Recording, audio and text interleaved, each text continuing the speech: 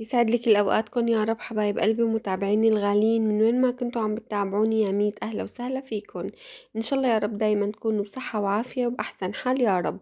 إخواتي وحبايب قلبي والله حبيت شارككم هيك نزلت اليوم على السوق. مثل ما بتعرفوا هيك بنهاية الأسبوع أي ست بيت رح تعرف هذا الشي. بنهاية الأسبوع هيك الواحد أحيانا تلاقيه براده بيفضى، بينزل على السوق. والله نزلت عبيت البراد، جبت شوية خضرة وهيك.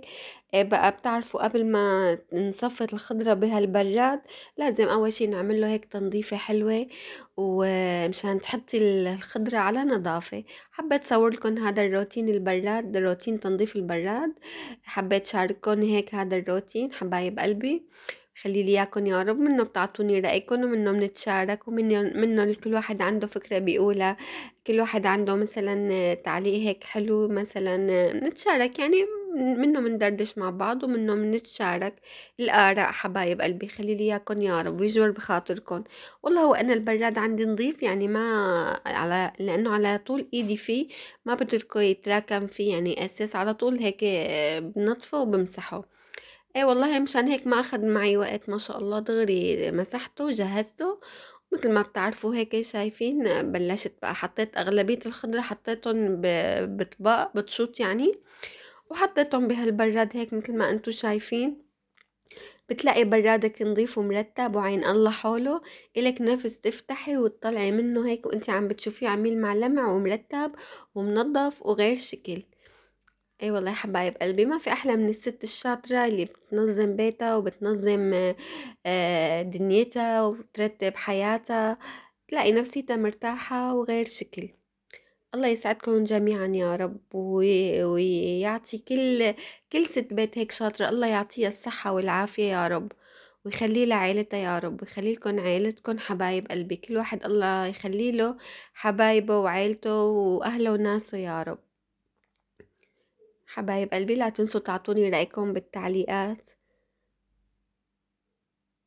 عجبكن ترتيبي؟ عجبكن مثلا يعني ما بعرف أي تعليق حلو هيك منكن أنا قبلانته، ولو تعليق سلبي كمان بتقبل منكن أي شي إخواتي، خلي لي إياكن يا رب،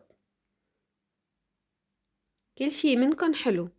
الله يجبر بخاطركن يا رب ويجبر خاطري وخاطركن، ويوفقنا جميعا بالتوفيق والنجاح والسعادة يا رب إلهي، يجعلنا مجبورين يا رب بهالدنيا القاسية. هيك مثل ما بتعرفوا اخواتي، يعني الواحد شوية روتين بسيط هيك بيحس حاله نفسيته ارتاحت، بحس بهالنظافة وهالترتيب بحس نفسيته ارتاحت، يعني بحس انه سبحان الله هيك في شي تغير. يعني تفتحي برادك بتلاقيه نظيف عم يلمع عم يبرق مرتب منظف يعني شلون بدي اقول لك اغراضك كلها باينة قدامك. بما تفتحي البراد ما تعرفي الواحد ما يعرف شي من شي. طبعا وإيد البراد مخصصة لشوية أطرميزات صغيرة هيك ولا الأدوية ولادي، يعني أدوية ولادي الصغار بقى هدول بحاططهم على إيد البراد. آخر شي بقى بمسح البراد من برا هيك مثل ما انتو شايفين، هي المسحة الأخيرة. الله يعطيني ويعطيكم العافية يا رب. شو رأيكم اخواتي؟ لا تنسوا تعطوني رأيكم بالتعليقات. وهي هون ابني حمودة الله يخلي ولادكم يا رب، حبي لكم باي ويزيد لكم بوسات. حبيبي الله يحمي ويحفظه يا رب ويحفظ ولادكم حبايب قلبي. واللي أول مرة شاف القناة وحب المحتوى اللي عم قدمه لا ينسى يشترك ويفعل زر الجرس مشان يوصله مني كل جديد. وشكرا كتير لكم على المتابعة وبحبكم من جوات قلبي، ولا تنسوا تعطوني رأيكم حبايب قلبي بالتعليقات، ولا تنسوا اللايك الله يجبر بخاطركم يا رب. وشكرا كتير لكم على المتابعة، بشوفكم فيديوهات جديدة ومع السلامة.